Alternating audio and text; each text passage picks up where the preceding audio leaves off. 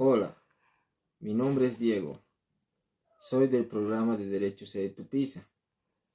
En esta oportunidad les hablaré sobre las nociones generales del derecho civil. Nociones generales. Importancia de la materia. Al iniciar el presente trabajo de formular una afirmación que de por sí resulta más eficiente para destacar el enorme interés práctico que reviste el estudio de la materia. Todas las relaciones pecuniarias que existen entre los hombres sin relaciones de obligación. Todas las relaciones pecuniarias que existen entre los hombres son relaciones de obligación. Todos los días, en todo momento, los hombres crean obligaciones con los actos más comunes y ordinarios del diario vivir, como por ejemplo la compra de víveres, el pago de transportes, etc. Toda persona necesariamente comprendida en esa red económica del derecho de obligaciones, y aun cuando se limitara a mendigar, ya irrumpe en el campo de este derecho bajo la forma de donación. Otros autores han calificado a la obligación como la geometría del espacio jurídico y otros como la expresión económica del derecho. Pasando al otro punto, las distintas acepciones de la obligación. La obligación tiene distintas acepciones, como por ejemplo ha sido denominado con diferentes expresiones: derecho de las obligaciones, derechos creditorios y derechos personales, cada una de las cuales ha merecido la correspondiente crítica. Por ejemplo, que para algunos autores la designación de los derechos creditorios tiene el inconveniente de circunscribirse al lado activo de la figura jurídica considerada. Sin embargo, es utilizada la primera de las expresiones enunciadas anteriormente, porque en criterio de una gran mayoría de los autores del derecho civil es la que ofrece la ventaja de abarcar con más precisión el fenómeno jurídico a que la misma se refiere. Antecedentes históricos. En este punto, varios autores en el primitivo derecho romano. La obligación era considerada como un vínculo estrictamente personal que acordaba al acreedor poderes efectivos sobre la persona del deudor. Por eso, cuando el deudor no cumplía la prestación debida, era posible del procedimiento del manus injectio, por la cual el acreedor era autorizado por el prestor para poner la mano sobre aquel con el fin de hacer efectiva su prenda. En el derecho moderno, la evolución ha quedado enteramente completada. La obligación ha dejado de ser, como lo era en su origen, un vínculo personalizado para pasar a ser inmediatamente un valor económico. Definición. La mayor parte de los autores definen a la obligación como la fórmula de las instituidas Justiniano, que nos dice: la obligación es un vínculo jurídico que nos constriñe a pagar algo al otro según el derecho civil. Existe una gran variedad de definiciones en las cuales se encuentran siempre como elementos constantes: primero, la relación jurídica entre el acreedor y el deudor; segundo, el objeto de esa relación jurídica, que puede ser o dar, hacer o no hacer. Finalmente, en las definiciones sobre obligación encontramos la tendencia llamada patrimonial, que considera que el objeto debe ser siempre valorizado en dinero. Naturaleza jurídica de la obligación. En este punto, tres son las teorías que han caracterizado la naturaleza jurídica de la obligación. Son las siguientes. Inciso A, el crédito como potestad. Autores que participan de esta concepción, entre ellos Bon, Savigny, sostienen que la obligación consiste en un señorío del acreedor sobre los actos de conducta del deudor que éste ha comprendido a favor de aquel, a diferencia del derecho real en que se ejerce un señorío sobre la cosa. Acá se lo ejerce sobre una actividad del deudor. Inciso B. El crédito como título a una prestación. Según esta tesis, lo esencial de la obligación es el interés del acreedor. En el cumplimiento de la prestación, este interés es lo que el ordenamiento jurídico protege y por eso la obligación es útil en cuanto es un título hábil para lograr la satisfacción de aquel interés.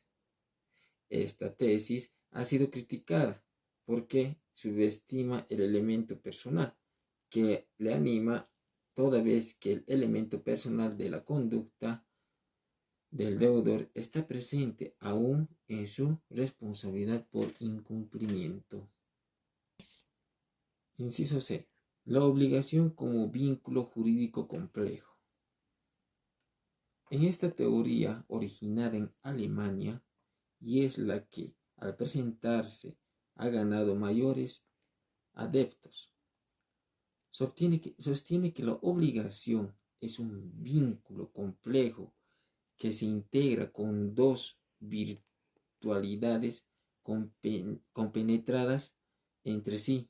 Existe en la obligación un primer momento vital que se caracteriza por el deber de satisfacer la prestación que pesa sobre el deudor. Esta teoría ha sido sustentada principalmente por Barassi, quien la define a ultranza, y por otros como Messinio Rosso, constituyendo el presente como la más aceptable para la justificación de la naturaleza jurídica de la obligación. Otro punto, que sería la facultad y el débito. En orden a que toda relación jurídica implica la existencia necesaria de los elementos correlativos que hacen al acreedor y el deudor, cabe analizar de las siguientes situaciones jurídicas diversas, contrapuestas, que se configuran con la facultad y el débito. Inciso A, la facultad. La relación jurídica obligatoria origina las facultades de orden distinto en el acreedor, facultad que reciben y obtienen y facultan de exigir la primera. La primera resulta ser distinta de la segunda. Estas formas de manifestación del derecho subjetivo constituyen precisamente la materia de estudio de la teoría general de las obligaciones. Inciso B, el débito y la responsabilidad patrimonial. Analizando al lado pasivo de la relación jurídica, encontramos como los elementos entre sí el deber jurídico del deudor y la responsabilidad para el caso del incumplimiento en el deudor o en la tercera persona.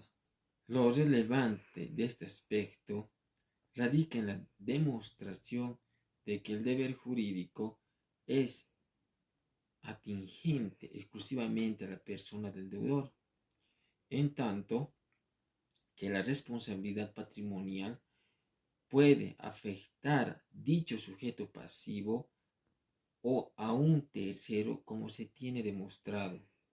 Elementos de la obligación.